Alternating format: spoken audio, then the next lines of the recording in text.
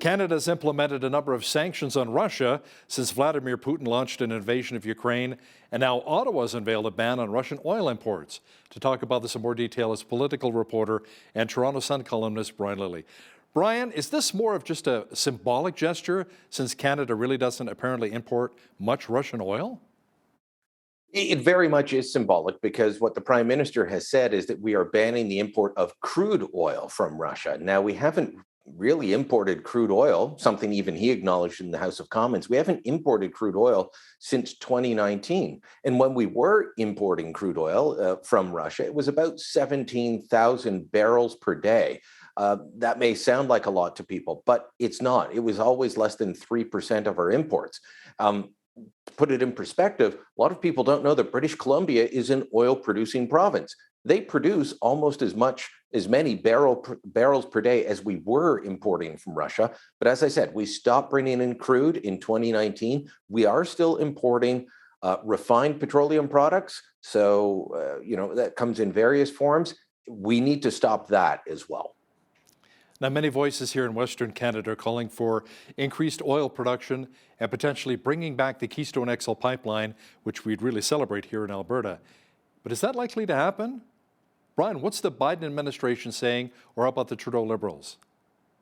The Biden administration is saying no. I mean, they were asked on the weekend. George Stephanopoulos from ABC was interviewing Biden's press secretary, and he quoted Garry Kasparov, who is, former chess grandmaster. He's become a, virulent Putin critic, but also he leads up a human rights organization now. And he said, look, oil and gas is a major part of what's going on, and we need to expand production elsewhere and bring back Keystone XL. Jen Sakari, who's the press secretary for Biden, said, no, that's a non-starter. We need to move away from oil and gas. Well, that is still a long way off. I've been hearing that for 20 years, Hal. So we do need to expand oil and gas production.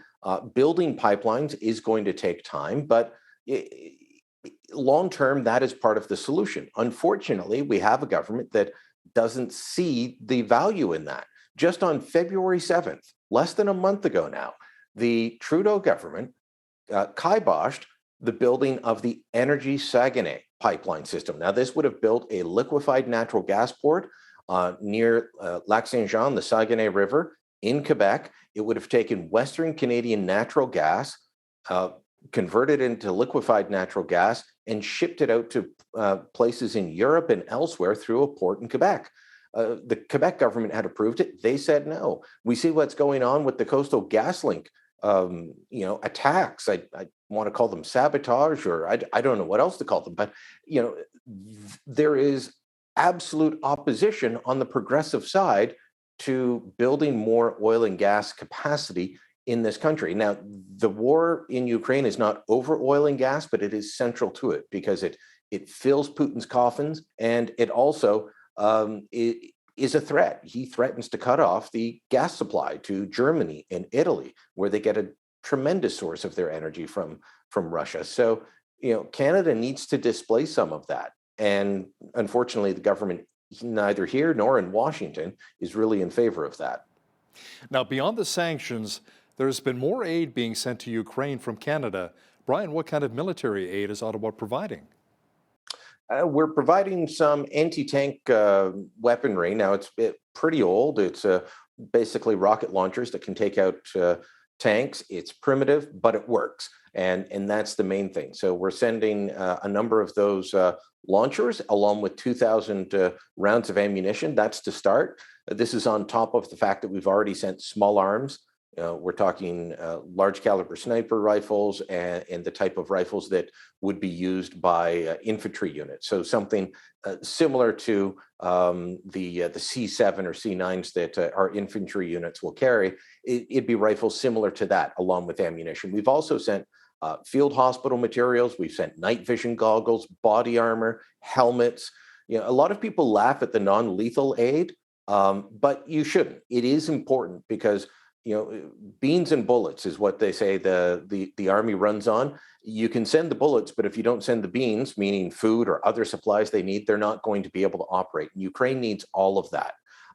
And so we've sent 2 rounds of lethal aid, more rounds of non-lethal aid. The third round of lethal aid, these new rocket launchers, is on their way. These are all good things. It's taken the Trudeau Liberals a while to get here, but kudos to them for getting to this point and adopting what I consider the right position when it comes to facing down Vladimir Putin over Ukraine. Brian, I'm thinking of the history lessons here, the history books, and chatting with veterans about the First and Second World War. Started off as a European war before North America was dragged into it. Could we see something very similar happening here, just the way everything's unfolding with Russia invading Ukraine? And then maybe more European countries getting involved? Would North America be dragged in? Could Canada be going to war against Russia? It very much could happen, especially given some of the rhetoric from Vladimir Putin, even more so than what our own leaders are saying. Vladimir Putin has said, if you assist Ukraine in any way, any of these munitions, any of this military aid you give them, I'm going to consider it as you engaging in war with Russia. Well, we've already sent that aid.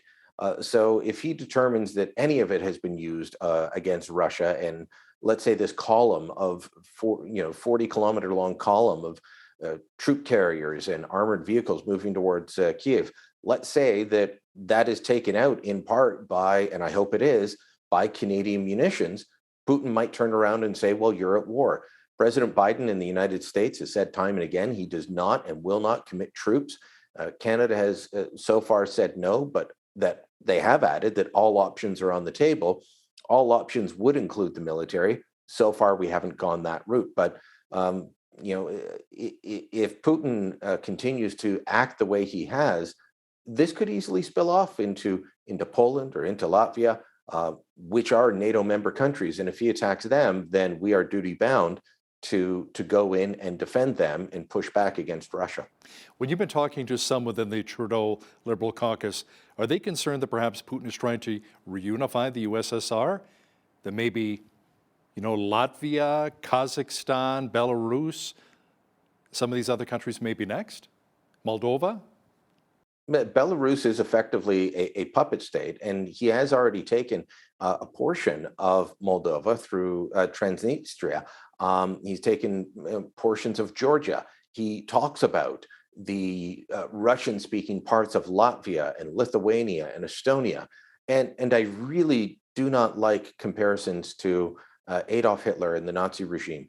But what was Hitler talking about consistently was that he needed to go and unite the German speakers. Putin is talking in exactly the same way as he says we need to unite the Russian speakers. Well, just because they're Russian speakers doesn't mean they want to be part of Russia. They may very well want to stay part of Latvia or Lithuania, where they have much more freedom than they do in Russia. But he is talking in a way that is dangerously close. It mirrors what Hitler was saying prior to war. And that's why I think the Trudeau government and every government around the world is on edge and concerned about what's happening. Now, many governments and organizations around the world have taken action against Russia, Brian, including the NHL, FIFA, and Formula One. Do all of these moves by sports organizations and cultural groups really matter in a war? They do, because they're things that everyday Russians at home will notice. The media is very much controlled in terms of what it says about the war, or if it tells people about the war at all. I saw one report where a woman in Ukraine, a Russian woman in Ukraine, was phoning back to her family in Russia, telling them that the war had started. And they said, "What are you talking about, war with Ukraine? We're not at war with Ukraine." They were not reporting what was happening. And now that they are reporting what's happening, it's a very different spin, which is why we've seen things like moves to remove RT, the Russian propaganda channel, from North American and European airwaves. So if everyday Russians aren't getting the truth and are being told that this is all for their glorious leader, finding out that the Russian soccer team cannot participate in UEFA or FIFA tournaments, that they're kicked out of the World Cup, that the Champions League final, which was supposed to be in St. Petersburg, has been taken away from them. The World Juniors, the World Ice Hockey Championship, the Formula One series, being kicked out of the Eurovision Song Contest. All of these things, eventually people start saying, well, wait a minute, the whole world is mad at us. We're being excluded from all these things that Russia does take great pride in. I think that's part of the reason that Putin waited until after the Olympics. It wasn't out of deference to President Xi in China. It was, let's show the world how great Russia is, and then we will invade Ukraine. That's what I think happened there. So yes, everyday Russians will notice these things. Even finding out that Adidas will no longer work with Russian athletes and sports federations. No tracksuits for you. Well, people will notice these things. Now, on the sanctions front, you've written that Putin wasn't really expecting this. He was surely expecting sanctions for invading another country. So why do you say he really wasn't expecting the way the world has reacted so far? Because it's been stronger and more unified than he's seen before. When Putin went into Georgia in 2008, not much happened. When he went into Ukraine in 2014, not much happened. The sanctions were not that strong. They were not as unified. There has been a big push. Germany and Italy in particular were reluctant. As I said earlier, they are heavily reliant on Russian natural gas. And so they were reluctant, and they were seeking carve-outs from the sanctions for things like Italy's luxury goods. Belgium wanted to make sure they could keep their diamond trade going with Russia.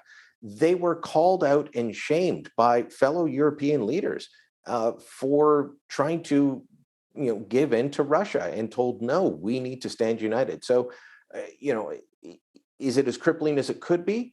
No, but it's more crippling than they were expecting, especially on those banking moves that will make it much more difficult. Look, the ruble tumbled 30% on Monday. It continues to struggle. And the only reason it hasn't fallen dramatically further is that the Russian central bank is having to spend a ton of money. They've doubled their interest rates to 20%.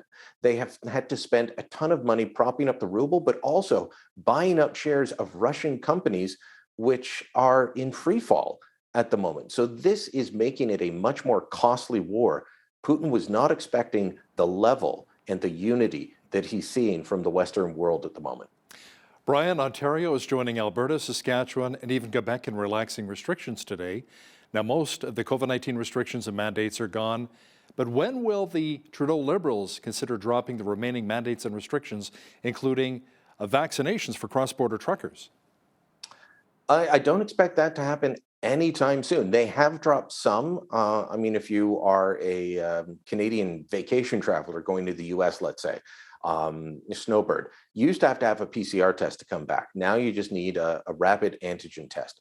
In Canada, to be able to get on a plane, that's about $40. In the States, you can get them even cheaper. I think $10 at your local CVS, instead of, at times, up to $150 to $300, depending on your situation. So that's gone by the wayside. But when asked about removing mandates by the Conservatives in the House of Commons earlier this week, they were asked several times by several different Conservative MPs. They said no, and they said that they were steadfast, including for federal civil servants who work remotely and are going to continue working remotely, meaning they don't go into the office, they don't see anybody. So if they're not going to remove them for that, they're not going to remove them for the cross-border truckers. And of course, there's also the problem that the Biden administration would have to remove their mandate at or about the same time. We might see this come off in a few months, but there's no indication at this point that it's going to happen. And if we see another spike in COVID-19 cases, even if it's not as severe, not as deadly, all of these things, even if the vaccines are working, they're not going to back off. We're going to wait quite some time, I think, before they start dropping these. Brian, the federal Conservative leadership race still only has one declared candidate so far, which is Pierre Poilievre. But Jean Charest is doing more than just thinking about it. What have you found out so far? Well, some of my media colleagues were reporting that Charest was being courted, and that top level Conservative MPs were saying you've got to come out and run. I got sent an email on the weekend. It was forwarded to me as somebody who was on a list that Charest had, asking to donate to his campaign. That fill out this form and we'll hold the donations until he's ready to announce. But we need $100,000 by this coming Friday. Just to show that Jean has the backing of the people. So he is apparently doing meetings in Ottawa this week. He's fundraising. He's got people like Gerard Deltel coming out in favor of him, Alain Reyes. Mostly it's a Quebec-based operation so far, but not completely. And, we'll see. He may come in it's all going to depend on the rules. And that's what I've heard from a bunch of people, whether it's, Patrick Brown, the mayor of Brampton, who used to be the leader of the Ontario Conservatives, or Peter MacKay. They all want to see what the rules are, because if they're going to pick a new leader by April 30th, let's say, or even the middle of June, then they all view that as a push to get Pierre Poilievre coronated. But if these other guys have a chance to sell memberships and build up a campaign, then they think they've got a shot. But Charest, yeah, he's definitely kicking the tires. How about Leslie Lewis? Do you think she'll maybe put her hat in the ring? I think she's in the same position as the others, looking and waiting to see what the rules are. But some of the people that were around her before, including Charles McVitie from Canada Christian College here in the Toronto area, they're assembling and getting people behind her, ready to go. But again, comes down to the rules. Do you have enough time to sell memberships to either beat Pierre Poilievre or at least do a good showing, or are the rules set up so that Pierre just becomes the guy? And the committee to set those rules met last weekend. I don't know why they're out yet. It's a bit of a surprise to me, but we'll find out what those are soon, and then we'll find out how many people are actually in the race. Political reporter and Toronto Sun columnist Brian Lilley, thanks so much for your time today. Thank you, Hal.